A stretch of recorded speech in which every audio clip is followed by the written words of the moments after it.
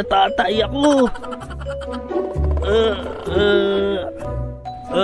Ma'am, mag-CR po ako. Ha? CR? Baka naman pupunta ka sa kantin, ha? O sige, sige.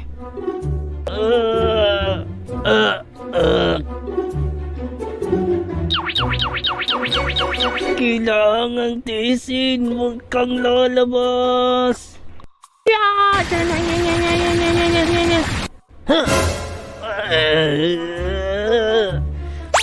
Hindi ako makakapayag na lumabas ka. Concentrate. Concentrate. Ano kaya ginagawa niya? Baka natutulog.